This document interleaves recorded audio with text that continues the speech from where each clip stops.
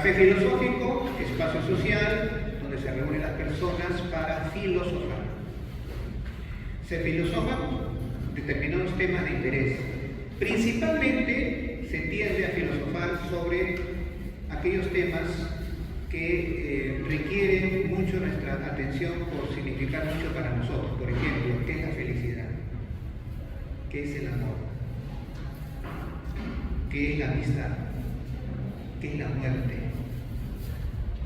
La vejez, el tema de la vejez. ¿Qué es la belleza? Entonces son temas que a uno pues lo conmueven cuando piensa en ellos. Pero también se pueden tratar otros temas, como por ejemplo el origen del universo, dónde se origina el universo, qué entendemos por, vamos a decir, qué entendemos por ateísmo, agnosticismo, teísmo, dualismo, en fin, hay una serie de términos distintos. Y el día de hoy vamos a tratar este tema que ya anuncié, que es mito, magia, religión y superstición. Esto lo anunciamos ya el café pasado y dijimos, porque hubo la pregunta, dijimos que podrían ustedes ir consultando algo de esto en internet para traer ya ciertos conceptos y poder trabajar sobre ellos. ¿Por qué este tema de mito, magia, religión y superstición? Porque muchas veces no tenemos una idea precisa de lo que son cada una de estas cosas, de tal modo que las confundimos. En unos casos es por ignorancia, en otros casos es a propósito, se confunden. Por ejemplo, en el siglo XIX y el siglo XX tuvo algunos resabios, se decía que la religión es una superstición. La religión es superstición. Entonces, como soy hombre de ciencia, yo no puedo creer en la religión porque es una superstición, algo está en contra de la razón. ¿Será cierto eso? ¿Qué cosa es religión? ¿Qué cosa es superstición? Por eso hemos venido para pensar sobre eso. ¿Ya? Entonces, yo quisiera iniciar, las personas que vinieron la vez pasada y que ya investigaron, y las que recién vienen ahora y tienen una idea también pueden intervenir. Por favor, vamos a pasar ese micro a quienes quieran intervenir para iniciar con las definiciones. Por ejemplo, ¿qué cosa es el mito? ¿Quién quisiera intervenir? ¿Qué han averiguado sobre el mito? ¿Qué cosa es el mito?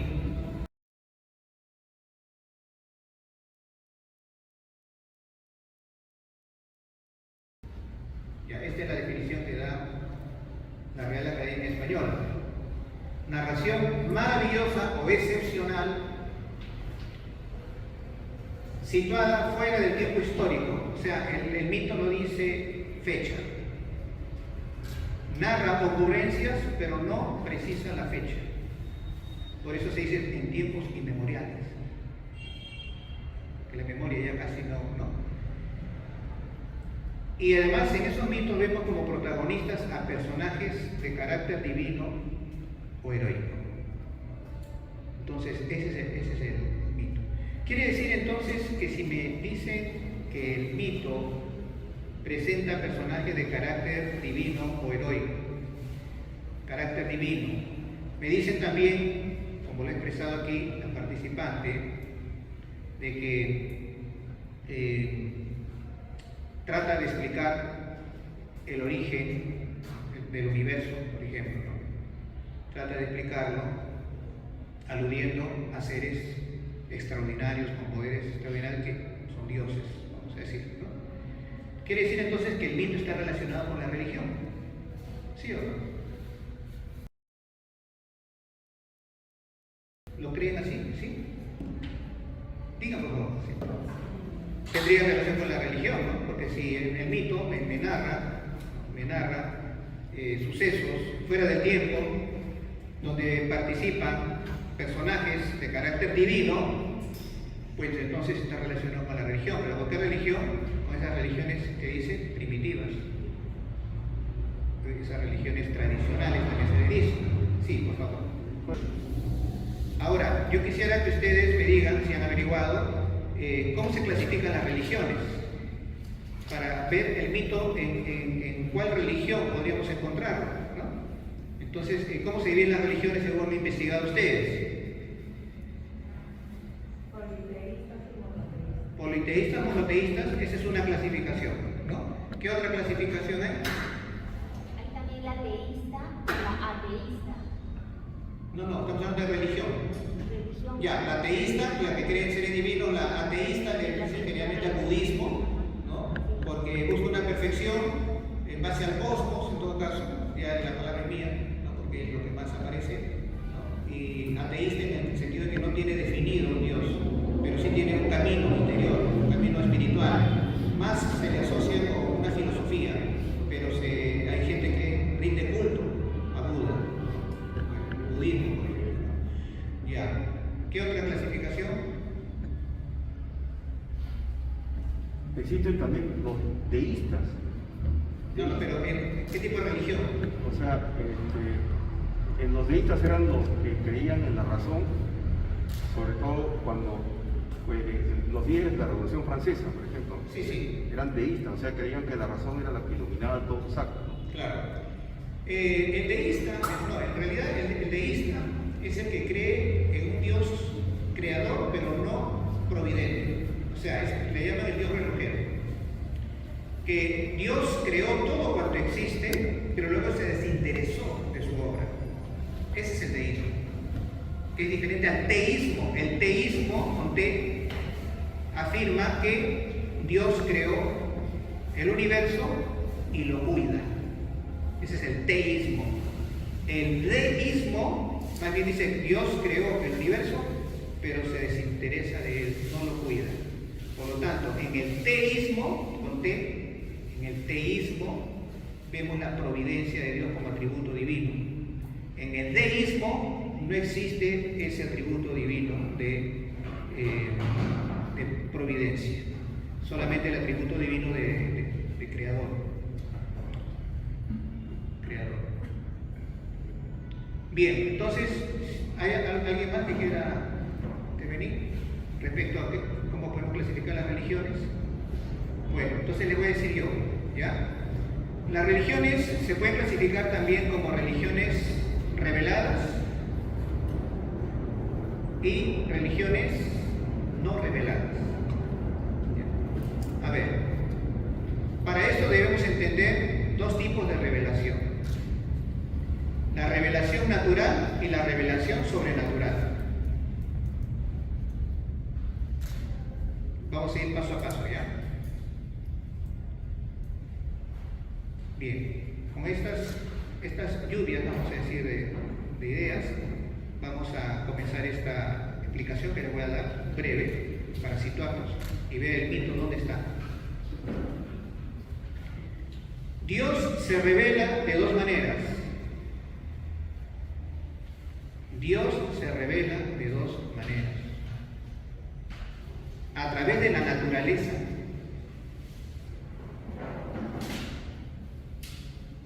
Esa revelación se llama por eso revelación natural, porque se revela a través de la naturaleza. ¿Y cómo es eso? De que el hombre se sorprende de ver la naturaleza, que hay día, noche, nuevamente hay día, nuevamente hay noche, hay lluvia, ¿no? Luego hay siembra, cosecha, y se repiten esos ciclos. Entonces el hombre se da cuenta de que todo cuanto existe y las leyes que rigen el universo necesariamente tienen que provenir de un ser divino. ¿Cómo sacaba la conclusión este hombre? Sobre todo hombre primitivo, ha sacado esa conclusión simplemente de ver la naturaleza. Ve la naturaleza y deduce, hay un Dios. ¿Cómo se reveló Dios allí? A través de la naturaleza, porque le mostró que hay una presencia anterior a la del hombre, de donde se origina todo cuanto existe y de donde también proviene todo ese cuidado de darle al hombre para comer y de hacerlo a través de ciertas leyes que rigen el universo. ¿De qué otra manera Dios se revela? Por la naturaleza, a través de la naturaleza del hombre mismo, que se hace preguntas, por ejemplo, acerca de qué hay después de la muerte, por poner un ejemplo. y esto lo vemos en el hombre primitivo, el hombre prehistórico, esto lo recoge un libro, se ha encontrado entierros donde se ha visto una calavera, una cabeza pintada de rojo. O sea, se entiende que esa persona murió, ya no hay más carne, ya no hay más de nada, solamente quedan los huesos. Ha sido sacada, desenterrada y ha sido pintada de rojo. Deducción que hacen los científicos. Esto obedece, al parecer, a un rito fúnebre. O sea, a un pensar que después de la muerte hay algo. Entonces quiere decir que, pero eso que, ¿cómo alcanzó el hombre prehistórico a conocer que después de la muerte debe haber algo y por eso hace el rito? Por la naturaleza, simplemente, porque él, vamos a decir, como que intuye que esto es así. Entonces, esas son las religiones, esta es la revelación natural, que luego el hombre, a partir de ella, forma una religión natural. Ahora, ¿cómo es la revelación sobrenatural? Ya dijimos, revelación natural, Dios se revela a través de la naturaleza. Religión sobrenatural, revelación sobrenatural, Dios se revela a través de su palabra. O sea, le habla al hombre, lo llama. Dios llamó a Abraham, por poner un ejemplo. Entonces quiere decir que en la revelación sobrenatural ya no habla Dios a través de la naturaleza solamente, sino habla a través de su propia palabra. O sea, habla por encima de la naturaleza. Por eso es sobrenatural, esa es revelación sobrenatural. Entonces, revelación natural, revelación sobrenatural. Revelación natural, Dios se revela a través de la naturaleza, entonces el hombre intuye ciertas verdades, y revelación sobrenatural da lugar, revelación sobrenatural, Dios le habla al hombre y da lugar a la formación de otro tipo de religión. Bien, ¿hasta aquí alguna pregunta? Porque voy a seguir avanzando un poquito. Bien, miren, los estudiosos clasifican de religiones sobrenaturales, que son aquellas donde Dios habla, y religiones naturales, pero clasifica de religiones sobrenaturales al judaísmo, al cristianismo y al islamismo. Porque según esas religiones, Dios habló. Y todas las demás religiones no son religiones sobrenaturales, sino son religiones naturales. Porque la revelación de Dios allí se encuentra en la naturaleza. En la naturaleza. Bien. Entonces, conforme a esto, ¿dónde encontramos los mitos? ¿En las religiones sobrenaturales, donde Dios habla, o en las religiones naturales, donde el hombre intuye y tiene algunas ideas religiosas? En las naturales, los mitos se relacionan más con las religiones naturales, ¿verdad? Bien, muy bien. Ahora, hay otro punto interesante.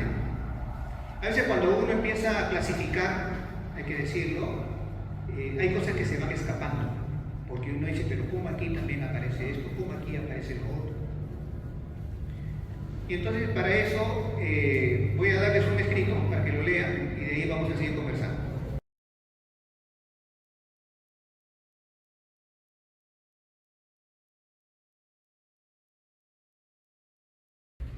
Bien. Bueno, entonces decíamos que hay religiones reveladas y religiones no reveladas. Y decíamos también que a las religiones reveladas se le llama religiones sobrenaturales y a las religiones no reveladas se le llama religiones naturales. Y también decíamos que el mito, tal como lo vimos en la definición del diccionario, pues es una narración maravillosa, atemporal, no tiene fecha, y se podría agregar con otras definiciones de acontecimientos, tiempos inmemoriales, donde participan personajes divinos y héroes también, y también personas comunes y corrientes. Bien, entonces ahora vamos a ver si esos mitos, hemos dicho que pertenecen a las religiones naturales, las religiones no reveladas. Voy a agregar esto, donde el hombre intuye una verdad religiosa, ¿ya? Esta es una nueva enseñanza, ¿no? El hombre intuye una verdad religiosa. Y en las religiones reveladas, el hombre no intuye la verdad religiosa, sino el hombre recibe como revelación una verdad religiosa. Como en la religión revelada, Dios le habla al hombre, entonces Dios le dice una verdad que él recibe de Dios y la acepta como tal, como verdad. Así fue en los orígenes. El que no ha recibido ninguna revelación directa de parte de Dios, es decir, Dios no le ha hablado a esa cultura, a ese pueblo, entonces tiene una intuición, que es una percepción inmediata que para él le es como evidente de una verdad religiosa. En la intuición hay pues una captación de una verdad, pero no porque Dios lo haya dicho, sino porque el hombre en su interior, surge esta idea. Conforme a eso cada uno cuenta, pues es narración, el mito es narración, cada uno cuenta una historia donde presenta una verdad religiosa que hay que aceptar. Esto se da tanto en la religión revelada, como sabemos, el judaísmo, el cristianismo, el islamismo, vamos a decir, aunque hay mis dudas, pero también se da en las religiones no reveladas, porque existen religiones no reveladas que tienen toda su estructura, y de eso también vamos a hablar al final. Aquí nos hemos encontrado con el mito de la caja de Pandora, propio de la cultura griega. El mito de la caja de Pandora. Y donde lo busquen va a decir siempre el mito de la caja de Pandora. Pero también hemos encontrado aquí la narración bíblica de la prohibición que hace Dios a Adán y Eva de tomar de un fruto del jardín del Edén, y luego la transgresión de esa prohibición por parte de Eva y luego por parte de Adán, lo que se conoce en nuestra religión como la caída. Ahí el hombre se cayó al transgredir ese mandamiento divino, esa orden divina. Pero curiosamente encontramos entre el mito y la narración bíblica, encontramos semejanzas.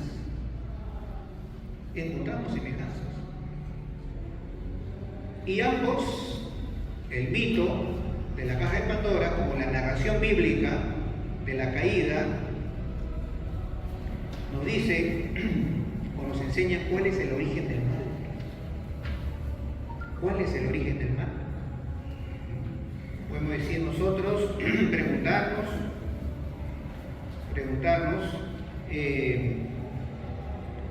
cuál es el origen del mal, de las desgracias, los males que nos afectan, cuál es el origen de las enfermedades, del sufrimiento, de las guerras, del hambre, la envidia, la ira, cuál es el origen del mal. Y cada uno da su respuesta. En el mito de la caja de Pandora, ¿cuál fue el origen del mal? A ver quién me dice. La desobediencia. Y en el caso de Adán y Eva, la desobediencia coincide. Pero el mito proviene de una religión no revelada. de una religión natural, que luego construye indudablemente mitos para explicar que hay dioses, que hay esto, que hay lo otro, y que explica el origen del universo, y también las religiones no reveladas tienen sus mitos que explican inclusive el origen de los dioses. Por ejemplo, las cosmogonías, los mitos cosmogónicos explican el origen del universo. Los mitos teogónicos explican el origen de los dioses. Entonces, eso lo encontramos en esas religiones no reveladas, que el hombre mismo va creando la religión con estos mitos que explican todas las cosas que el corazón religioso le llama la atención. Dentro de ellos, ¿cuál es el origen del mal? La caja de Pandora, la desobediencia a Dios. ¿Cuál es el origen del mal ahora en la religión revelada? Adán y Eva. ¿Cuál es el origen del mal? La desobediencia, igual. Es igual. Y ustedes van a encontrar, indudablemente en el catolicismo no se le quiere llamar mito, a esta narración y a otras, porque la palabra mito en realidad es un término que es propio de la ciencia, ¿no? Y que generalmente es entendido como algo falso, como decíamos en una de las definiciones, imaginación del hombre, algo que no es verdadero en sí, que decía que es irreal, ¿no? Así decía la definición, irreal. Y lo irreal es lo que está en la mente del hombre, entonces quiere decir que eso no existió. Y por lo tanto no podemos decir que en la Biblia haya narraciones míticas, porque mito es sinónimo de irreal, de fantasía de la mente humana. Entonces, por eso la Iglesia Católica no acepta esta palabra mito en algunos textos de la Biblia. ¿Por qué? ¿Por qué digo algunos textos? Porque ustedes observen los 11 primeros capítulos del Génesis, nos habla de los orígenes. Génesis es orígenes.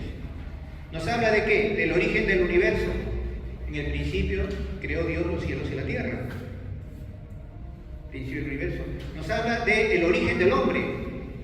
Y formó Dios del barro de la tierra un muñeco, ¿no? Sopló sobre su nariz aliento de vida y resultó así el hombre un ser viviente. El origen del hombre. El origen del mal, el pecado original. Y podremos seguir también más adelante con el origen, vamos a decir, de esa sublevación del hombre, de la sociedad contra Dios en la Torre de Babel. Porque Adán y su caída y su pecado, el pecado original, vamos a decir, nos presenta la soberbia individual. Seréis como dioses, le dice la serpiente. Seréis como dioses. Prácticamente a lo que invita a la serpiente es a que el hombre se independice de Dios. No necesitas de Dios para conocer lo que es el bien y el mal. Tú mismo puedes decidir cuál es el bien, cuál es el mal y vivir según ello. Entonces le está pidiendo en la narración que se independice de Dios. Se dice en filosofía, se emancipe de Dios. Que se emancipe de Dios. Inclusive este es un giro hacia la pura razón. No necesitas de obedecer a un Dios que te dice haz esto, sino utiliza tu propia razón. Por eso que René Descartes tiene por ahí un escrito en el que él como que sueña de que se le ofrece una manzana. Y él recuerda la manzana del paraíso. Claro que no dice la narración que era una manzana, dice un fruto prohibido, ¿no? Se le ofrece un fruto que es parecido a la granadilla, bueno, eso es otro tema. Él sueña como que él, que está a punto de iniciar una filosofía que la conocemos como racionalista, él está a punto, ¿no?, de tratar incluso de llegar a la existencia de Dios por su propia razón. Entonces sueña que se le está ofreciendo el fruto para que él con su sola razón pueda explicar la verdad de las cosas. Entonces esa es la gran tentación que lleva al hombre la soberbia individual. Y la Torre de Babel es la representación de la soberbia colectiva. Pongámonos de acuerdo para entre todos, la sociedad, construir una torre que toque el cielo. Tocar el cielo es signo de salvación. El que toque el cielo se está salvando. Pero ¿cómo nos vamos a salvar? Nosotros vamos a hacer una torre que toque el cielo, no necesitamos de Dios. Nosotros mismos vamos a tocar el cielo. Y esa es la ilusión que tienen las sociedades que se alejan de Dios y creen que con sus propios pensamientos e ideologías, ¿no?, van a encontrar la felicidad, van a encontrar, bueno, el bien común, vamos a decir, o el bien social. Esa es la soberbia colectiva. Lo que estoy diciendo es que como la Biblia, en sus 11 primeros capítulos, tiene narraciones que, al igual que los mitos, tratan de resolver o responder a las preguntas sobre el origen del universo, el origen del hombre, el origen del mal, el origen de que la sociedad pues se corrompa, también, ¿no?, se corrompa en el sentido de la soberbia colectiva, o se corrompen sus costumbres, como es el caso también del diluvio universal. Del diluvio universal. Entonces quiere decir, cuando uno mira, vamos a decir, a la distancia, uno se olvida por un momento de su condición de creyente, ¿no?, porque ya, vamos a decir, no está en la misa, sino está afuera leyendo y quiere analizar el texto. Indudablemente que uno, como es fiel a Dios y a la iglesia, lo leerá con los lentes, vamos a decir, de la teología, de la iglesia mismo, ¿no? Pero es lícito de que uno analice, ¿no? Analice. Y entonces la persona lo ve desde fuera y dice, pero estas narraciones son extraordinarias porque una culebra le habla a la mujer. Esto es una narración maravillosa, ¿no?, porque una serpiente le habla a la mujer.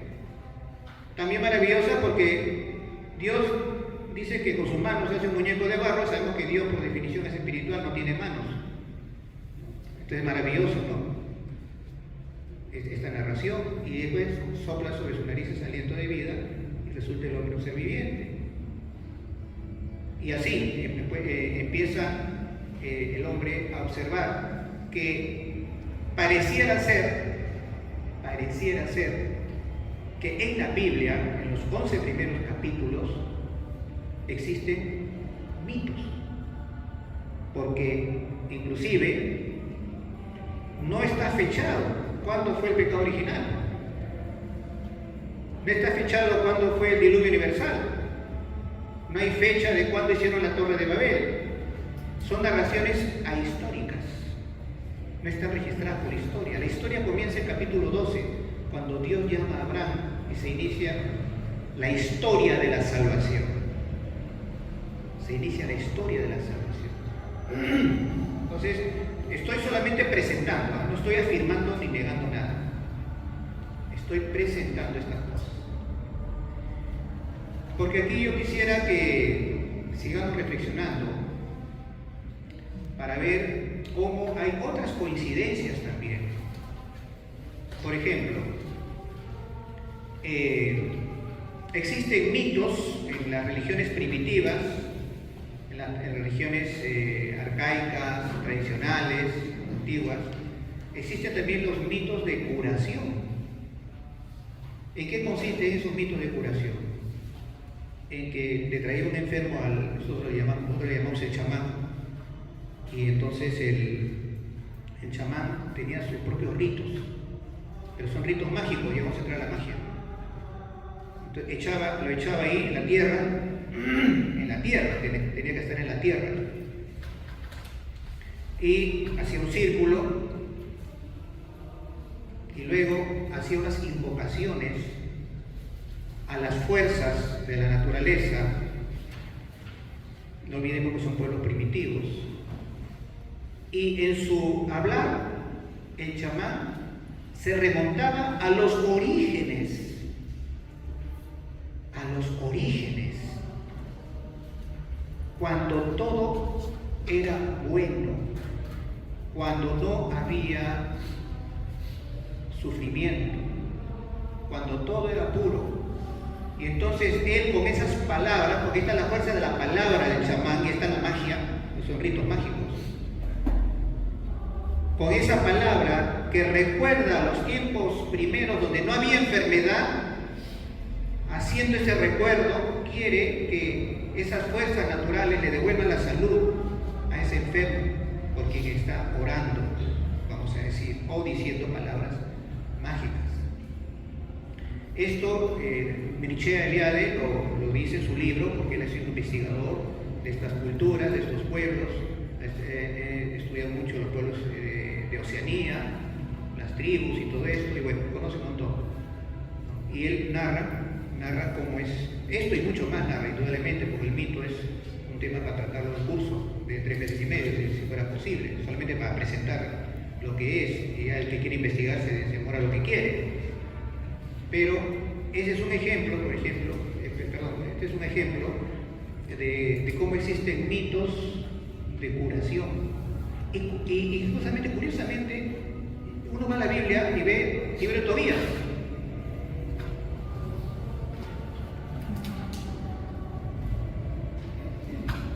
Y Tobías es hijo de Tobit,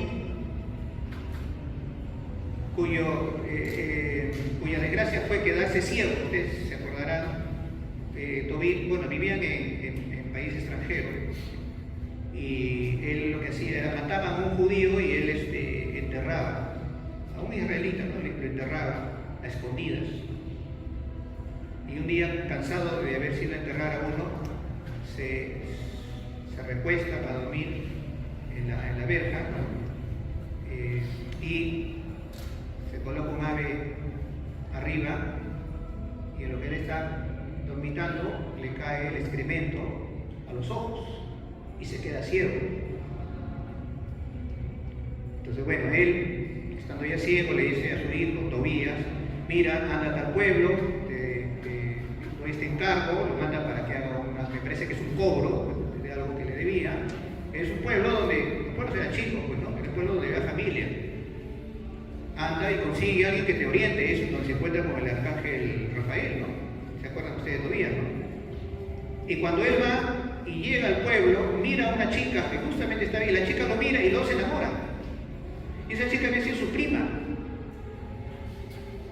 Sara. Entonces ya conversan todo, le presenta al papá, y él le dice que quisiera casarse con ella, porque el papá, Tobit, le dijo a Tobías: en lo que me haces el encargo, aprovecha para buscar una buena mujer con quien casarte, porque ya estás en edad. Y justo encuentra la prima. Y cuando ya le comunica esto al papá, se alegra. ¿Qué mejor? ¿Te parece mucho a fulano de tal? Dice: es mi papá, le dice. Ah, tu papá, que lo abraza, bueno, y toda una escena muy bonita, ¿no? Y le dice: pues yo quiero casarme con ella, con mi prima, con Sara. Y él le dice: sí, a ti te corresponde. Pero le cuenta una historia real, indudablemente, de que ella ya estuvo casada antes 7 veces. Pero ¿qué ocurría? Ocurría que se casó la primera vez y al entrar al lecho nupcial moría el hombre. Entonces se quedaba virgen. Con el segundo que correspondía, según la ley, ¿a qué pariente le corresponde ahora casarse con ella? Bueno, iba el segundo. Y antes de entrar al lecho nupcial, moría. Y así 7 varones murieron, quedándose ella virgen. Y esto era porque un demonio impedía, ¿qué impedía? Que ella pudiera tener hijos. Esa era la gran maldición. Entonces ahí el asunto está en que lo triste de esta muchacha es que moriría sin hijos. Y en la mentalidad judía, pues eso es visto como una maldición. Entonces él se entera de esto y dice: bueno, igual me caso. Y los papás, bueno, dicen: vamos a rezar mucho para que a él no le pase nada. Y en lo que ya se han casado y él está ingresando ya al lecho nupcial, le dice a Sara: un momento, le dice,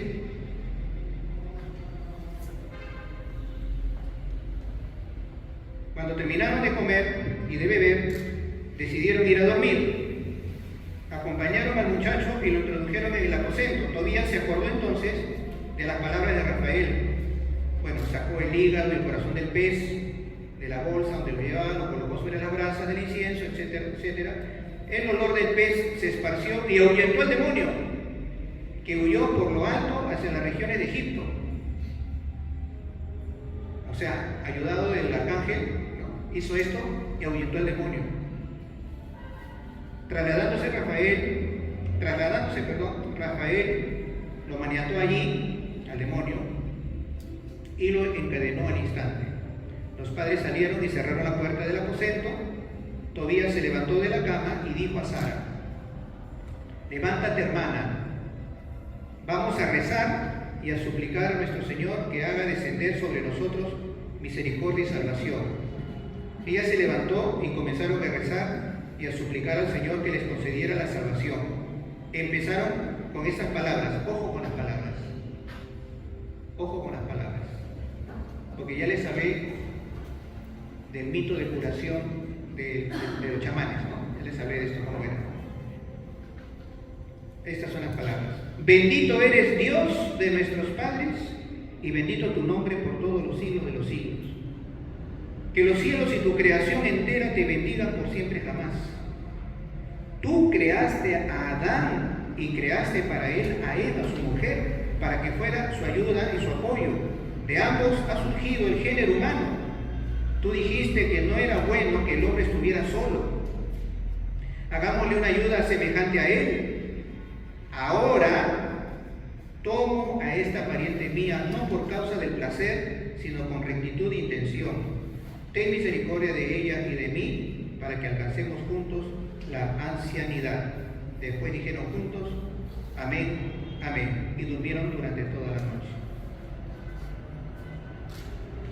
En la oración, ¿qué es lo que está haciendo Tobías?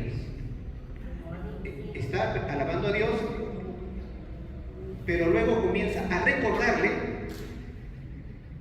que en el principio, en los orígenes, Él creó a Adán y a Eva como mujer de Adán. Mejor dicho, tú quisiste que el hombre y la mujer se amaran y tuvieran hijos.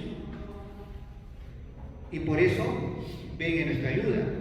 ¿No se parece al mito de la curación de los chamanes? Se parece. Porque en este caso, religión revelada está acudiendo a Dios para recordarle lo que al principio, y el chamán también dijo al principio, y podemos decir por qué coincide. Al principio fue tu voluntad de que hombre y mujer se unieran y la mujer tuviera hijos. Esta pobre ha tenido 7 maridos y no puede tener hijos, porque el demonio lo había impedido, pero ahora ya el demonio está amarrado. Ahora, sálvanos y que seamos felices hasta nuestra vejez. Entonces vemos aquí una coincidencia, vamos a decir, entre una narración de religión no revelada, primitiva, con una narración de religión revelada, donde Dios habla. Hay una coincidencia en esto de que se puede acudir a Dios, caso de religión revelada, a las fuerzas naturales, religión no revelada, para que venga la curación. Y entonces aquí la pregunta es, ¿por qué es que hay esta coincidencia? ¿Por qué se da esto en religiones primitivas y también en la revelada, esta que es el judaísmo? Pero hay una más que quisiera contarles.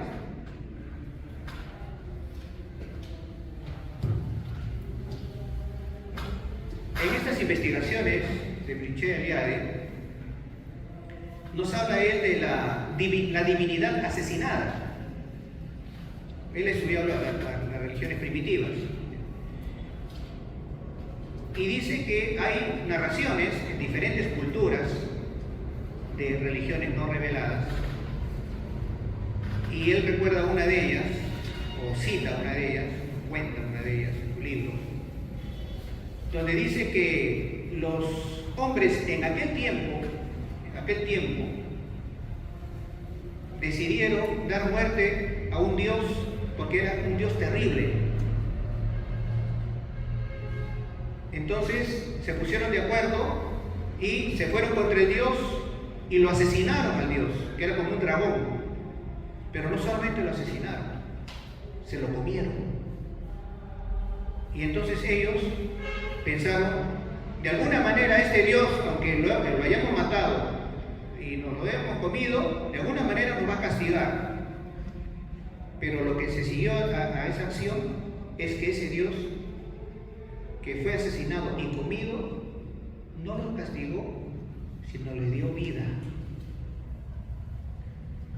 Narración ahora cristiana. El que come mi cuerpo y bebe mi sangre tiene vida eterna. Lo hemos matado en la cruz. Lo hemos matado en la cruz. Él se ofreció en la última cena. Tomad y comed mi cuerpo que será entregado. ¿Dónde? En la cruz. Comemos el cuerpo de aquel a quien matamos y en vez de que Él nos castigue, nos da vida eterna. ¿Por qué esa coincidencia? ¿No? Entonces yo quisiera que ustedes ensayen respuestas y luego yo voy a decirles lo que yo he filosofado sobre eso, he pensado sobre eso. Y ensayen respuestas que provengan de ustedes mismos o que han escuchado de otras personas, o a veces de catedráticos, que tienen una explicación para esto, para entender por qué se repite este tipo de narraciones en religiones que consideramos primitivas o no reveladas y las religiones o la religión que es revelada. ¿Quién podría animarse a dar una interpretación?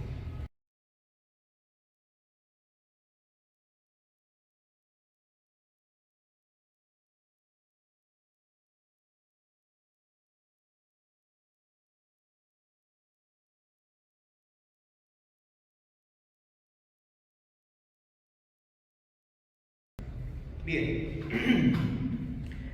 lo que se ve aquí es una coincidencia en verdades que en un caso son intuidas y en otro caso son reveladas. Pero hay coincidencia.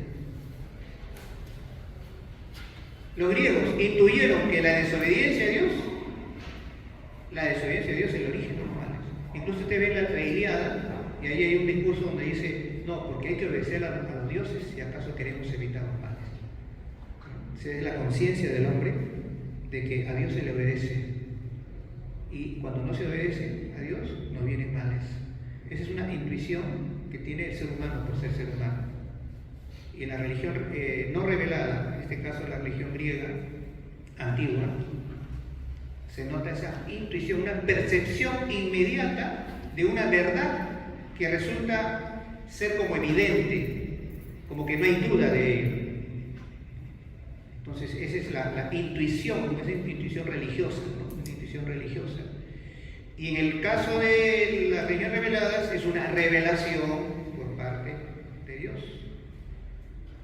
Con lo cual estamos frente a un concepto interesante que podríamos nosotros como asumirlo y tenerlo presente para explicarnos muchas cosas de la religión, que es que el hombre tiene una estructura religiosa en su alma, en su espíritu, como que tiene otras estructuras, tiene también una estructura ética, también la tiene, y eso cuando se estudia filosofía del derecho, uno se da cuenta que las leyes no es que porque una cultura cree que esto es el bien, esto es el mal, esto es lo justo. No, el hombre tiene una estructura también ética, ¿no? Y que en base a eso hace el derecho. Bueno, estamos hablando ahora de la estructura religiosa. Y por eso que otros estudiosos descubren que en las religiones, en todas las religiones, encontramos dogma, moral y culto. En todas las religiones. No que esa religión es una religión primitiva, pero lo tiene, pues, porque está en la estructura del hombre. Dogma son las creencias religiosas. que uno no pone en duda esas creencias religiosas. Las acepta como que esa verdad se le imponen al hombre. Es el dogma. La moral es la conducta del hombre buscando el bien. Inclusive en ciertos discursos fúnebres de las diferentes religiones aparece como el que va a pasar de este mundo al otro habla al Dios diciéndole que su conducta ha sido pura, que no ha cometido injusticias, que no ha manchado el lecho nupcial, que no, dice, no me ha acostado con mujer ajena. Y así empieza a decir muchas cosas porque entiende que esto no agrada a Dios y por eso se ha cuidado de no cometer esas faltas, esos pecados. Entonces, hay una coincidencia también ahí en muchas culturas, en muchas religiones, porque tenemos esa estructura religiosa, en que hay dogma, hay moral, los mandamientos para nosotros, hay culto, hay que rendir culto a Dios. Todas las religiones han rendido culto a Dios. Todas han rendido culto a Dios. En otros casos, claro, hay la información del darle culto a la tierra, bueno, en fin, ¿no? Pero se entiende la tierra también como un dios, una diosa. Se entiende también, ¿no?, como una diosa, la Pachamama, ¿no? Entonces, vamos descubriendo que en el hombre existe esta estructura religiosa. Y es por eso que todos los hombres en sus religiones tienen un dogma que aprender, tienen una moral que seguir, tienen un culto que rendir a Dios. Y entonces la idea era esa, ¿no?, de descubrir justamente esto, ¿no? ¿Por qué? Porque yo, al menos cuando he sido muchacho, yo he escuchado otras cosas, ¿no? Que sí, que se copiaron, pues lo que hicieron la Biblia se copiaron de la otra cultura, y como esos son inventos, son mitos, son cosas fantasiosas, son propias de la mente de la gente, ignorante, no había todavía la ciencia como hay ahora, y que es, bueno, entonces distorsiona. En cambio, entendiendo filosóficamente esto, podemos darnos cuenta, y con los investigadores, porque yo estoy mencionando personas que han investigado, han ido a las tribus, han vivido con ellas, han descubierto todo esto, ¿no? No son propiamente filósofos, son investigadores. Entonces descubrimos esa estructura. Bueno, antes de pasar a lo demás, vamos a tomarnos un cafecito, ¿no? Y después ya continuamos hablando de esto mismo o ya lo siguiente. ¿Ya? Gracias.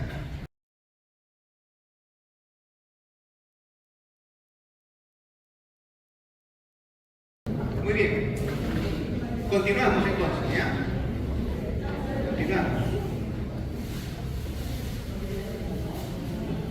Entonces, para hacer un breve resumen,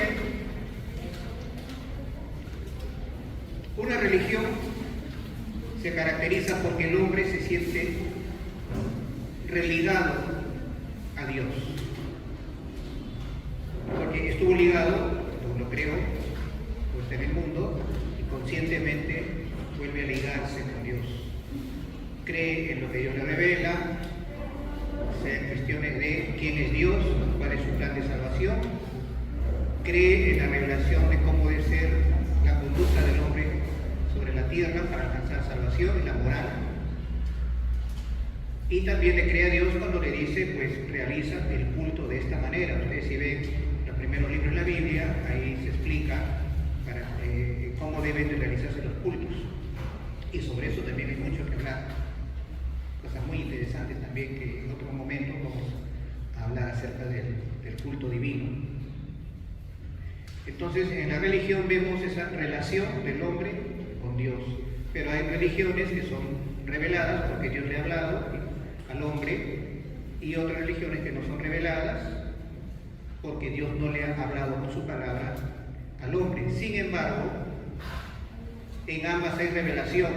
Cuando Dios le habla al hombre, hay revelación sobrenatural. Cuando Dios le habla al hombre no con su palabra, sino a través de la naturaleza, y dentro de ello de su propia naturaleza, entonces esa revelación es revelación natural de una religión natural, ¿no? Hemos visto todo eso. Hemos visto también que en las religiones primitivas o tradicionales o antiguas, a veces uno dice primitivo, suena un poco feo, fuera desprecio, no es que sea desprecio, sino son las oraciones, son las religiones de los primeros tiempos, podemos decir, ¿no? Ahí encontramos mitos que narran, vamos a decir, en lo que narran, buscan la explicación de cómo se originó el universo, cómo se originaron los dioses, cómo se originó el mal, cómo se originó el hombre. Esos son mitos que tienen que ver con el origen del hombre, y así dan explicación a muchas cosas, ¿no? Hemos visto también que en la religión revelada del judaísmo y cristianismo encontramos narraciones que son semejantes a la de los mitos. ¿Y por qué son semejantes? Bueno, en el caso de los 11 primeros libros de la Biblia, porque pareciera ser que tienen un ropaje mítico. ¿Por qué? Porque intervienen seres fantásticos, vamos a decir, como la serpiente que habla, por poner un ejemplo. También que son ahistóricos, porque no hay una fecha, ¿no? En tal fecha Dios puso a Adán y Eva en el paraíso, eso no existe. Son ahistóricos. Inclusive los nombres de Adán y Eva, Adán, ¿no? Y Eva son nombres que tienen, pues, sacado de la tierra, Adán, y Eva, madre de todos los vivientes, ¿no? Son nombres significativos. Entonces hay vamos a decir, cuando se hace una comparación entre los mitos y la religión revelada, en estos 11 primeros capítulos de las Escrituras, se ven, vamos a decir, verdades que coinciden con, vamos a decir, en el caso de las religiones naturales, con estos elementos simbólicos. Pero también en la Biblia encontramos elementos simbólicos. Entonces podemos decir que estas narraciones bíblicas tienen ropaje mítico. No vamos a decir que sean mitos, porque, bueno, esto lo hemos dicho acá. En el mito lo que se da es la intuición del hombre, en propias religiones no reveladas. En cambio, en las religiones reveladas no hay intuición, sino revelación. Ya ese es un punto importante que saquemos de aquí, de este café. ¿Ya? Entonces, narraciones nos parecen lo mismo, mira que se parecen, ¿y esto por qué? Bueno, en un caso hay intuición de una verdad revelada, de una verdad, intuición de una verdad religiosa, que el origen, caja de Pandora, el origen del mal está en la desobediencia a Dios. Sin embargo hay esperanza, porque tapó la caja y se quedó la esperanza. Y narración de una religión revelada, como es el judaísmo, y que el cristianismo no toque, es el origen del mal, la desobediencia a Dios, tomó el fruto prohibido, pero quedó la esperanza cuando Yahvé le dice, bueno, pero un nacido de mujer te pisará la cabeza, dice la serpiente. Es la esperanza de la redención. Entonces, en ambos casos, miren, como por un lado intuición, por otro lado revelación, pero son los mismos conceptos de fondo. Entonces, esto es sorprendente. Cuando uno lo estudia, uno se sorprende. Y de ahí, bueno, uno saca ideas de por qué esto y por qué lo otro. Y la idea que yo he propuesto aquí es que todo ser humano tiene una estructura religiosa en su espíritu, que le hace justamente sostener en esa estructura estas verdades de fondo, de acuerdo a las circunstancias que vive, ¿no? Circunstancias de que aún nuestros pueblos no han recibido la revelación, y por eso intuimos estas verdades y tenemos nuestros mitos, o en el caso del pueblo de Israel, que ha recibido la revelación y ya sabe de dónde proviene el universo, el hombre, el mal, en fin, todo lo que hemos venido diciendo, ¿no? Entonces, este sería el punto importante. Ahora, la magia se observa mucho, porque la magia está definida como el arte o ciencia oculta, porque se pretende producir, valiéndose de ciertos actos o palabras, o con la intervención de seres imaginables, resultados contrarios a las leyes naturales. Porque puse el ejemplo del chamán, ¿no? Esos mitos de curación, ¿no? Que lo echan ahí al enfermo, lo rodean, bueno, hacen un círculo el chamán es un círculo para encerrar ahí al hombre y luego hace unas oraciones invocando, ¿no? Pidiendo la intervención de esos seres, ¿no? Imaginables, pues lo pone, porque el diccionario, un diccionario indudablemente que recoge la cultura actual, cristiana. Pero dice que estas palabras se pretende producir, resultados contrarios a las leyes naturales. Como lo natural, si siempre está enfermo, pues se agravará su enfermedad y perderá la vida. Eso es lo natural, ¿no? Pero lo que se procura con la magia, que se da en estos pueblos con religiones naturales, lo que se pretende es producir esos resultados contrarios a las leyes naturales, ¿no? Entonces, mito y magia, yo creo que ya lo hemos tocado. Religión, lo mismo, es un conjunto de creencias o dogmas acerca de la divinidad, de sentimientos de veneración y temor hacia ella, de normas morales para la conducta individual y social, y de prácticas rituales, principalmente la oración y el sacrificio para darle culto. Entonces, dogma, moral y culto. Esa es la estructura de toda religión: dogma, moral y culto. ¿Ya? Y ahora nos tocaba ir a la superstición.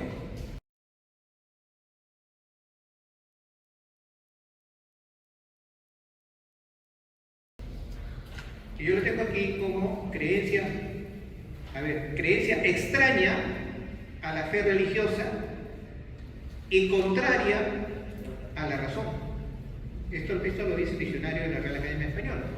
Ustedes de repente encuentran alguna otra definición, como que encontré también esta. Creencia que no tiene fundamento racional, que ya lo dijo el diccionario, contraria a la razón. Creencia que no tiene fundamento racional y que consiste en atribuir carácter mágico o sobrenatural a determinados sucesos, o en pensar que determinados hechos proporcionan buena o mala suerte. Por ejemplo, es una superstición creer que pasar por debajo de una escalera trae mala suerte. Esa es una superstición. Porque es extraña a la fe religiosa. ¿Qué tiene que ver que pases debajo de una escalera y eso te traiga mala suerte? Eso es algo extraño a la religión. Y es contrario a la razón, porque no se sigue una cosa de otra. ¿No? Si tú pasas debajo de una escalera, teniendo cuidado nomás de que no esté pintando y te caiga de la pintura.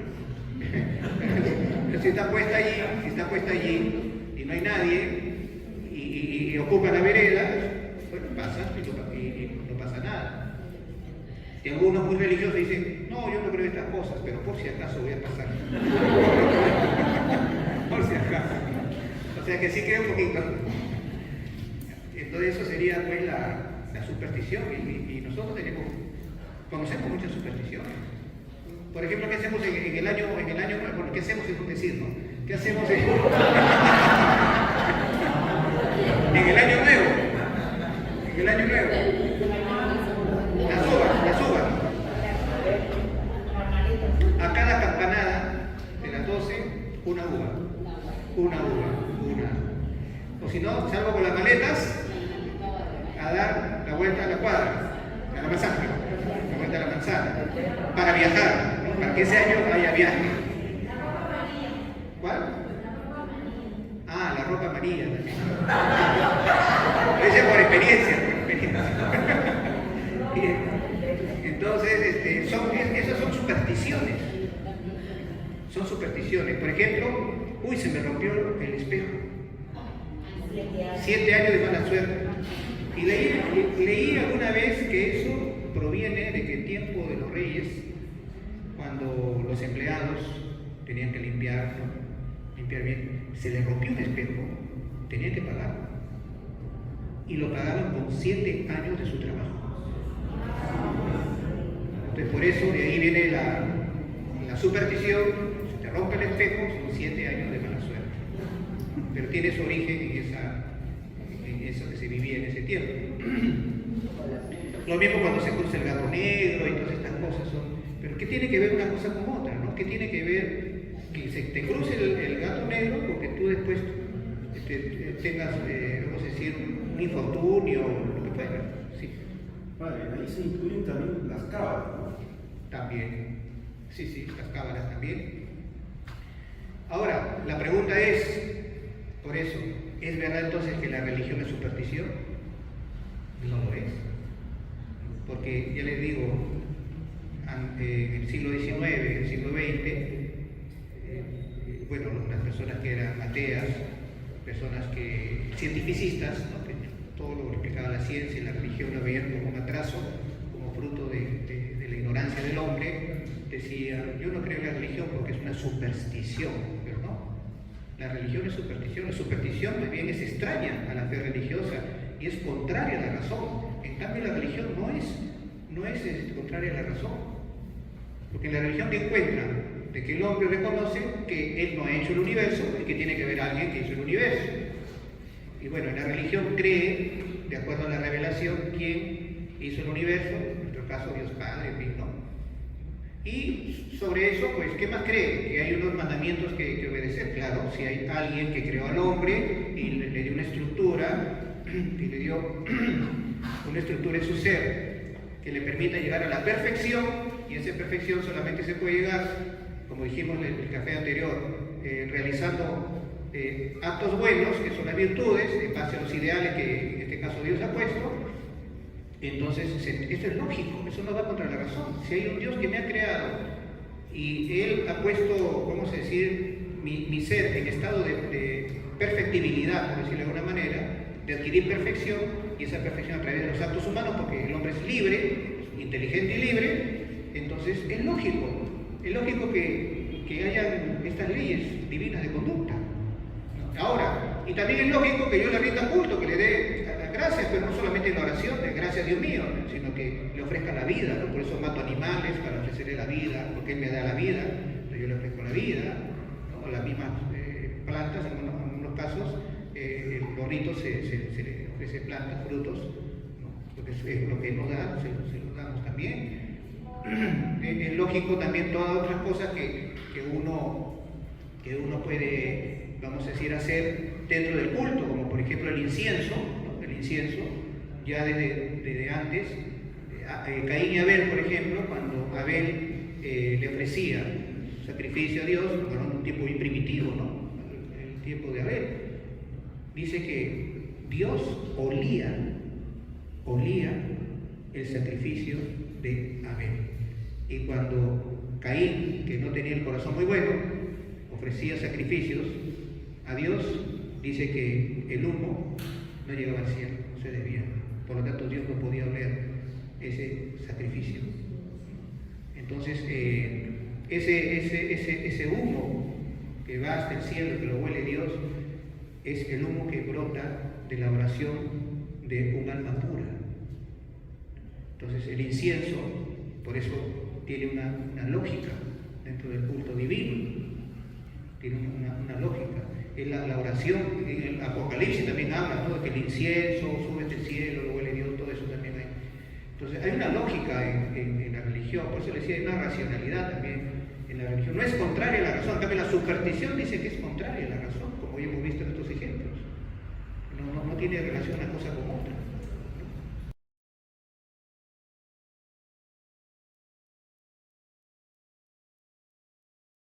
En el caso del milagro, se entiende, por decir, en el caso de la magia, así como hemos estado explicando de los paralelos, de los mitos, la magia, de alguna manera, en estos casos que estamos mencionando, son como unas intuiciones también, ¿no? Hay intuiciones también en la magia. En el milagro, ¿qué se da? En el milagro se da de que Dios actúa por encima de las leyes naturales cuando Él lo decide. Cuando Él lo decide. En la magia, las fuerzas naturales o divinas actúan por encima de las leyes naturales, no cuando esas fuerzas lo deciden, sino de acuerdo a las palabras pronunciadas por el mago. Entonces, el milagro lo hace Dios si quiere. En la magia, La fuerza tiene que actuar conforme a las palabras correctas que ha dicho el mago. Y hay un pasaje de la Biblia donde Jesús envía a los apóstoles y a los otros discípulos también para que vayan preparándole el camino, porque él va a pasar por el pueblo.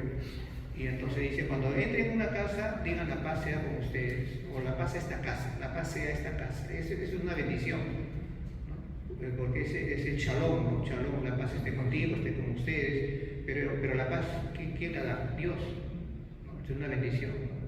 Dice, y añade, y si ahí hay gente de paz, la paz se quedará en ese hogar, pero si no hay gente de paz, la bendición, la paz volverá a ustedes. O sea, que no es que porque ustedes decidan bendecir ese hogar, la bendición se va a quedar si hay gente que está dispuesta a recibirlo. Entonces no es que, como la magia, ¿no? La magia, tú dices y se produce. No, en la religión no es así. Tú dices y si Dios quiere lo hace. Y Dios quiere hacerlo si ve el corazón preparado para vivir en paz. Esta es la diferencia entre la magia y la religión. Bien, entonces el próximo tema, seguimos con la lista, ¿no? Que es, sí, ¿el hombre es bueno o es malo por naturaleza? ¿Ya? Ustedes pueden buscar, si quieren, en internet algo de eso y lo conversamos en la próxima reunión, que es dentro de 15 días. Sería el 18, ¿no? 18, 4 y 7, 11, 17. El 18 sería nuestra reunión. Bien, entonces les recuerdo para los nuevos, sobre todo, que tengo un canal que se llama Filosofía Paso a Paso, donde pueden ustedes ver lecciones pequeñitas de filosofía para con esos elementos poder venir aquí a intervenir. Bien. ¿Algo más antes de irme?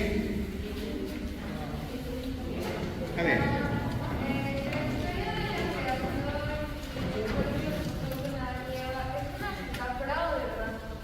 Ya, sí, se dice si eso fue real o no fue real. Bueno, lo que tenemos que pensar es lo siguiente.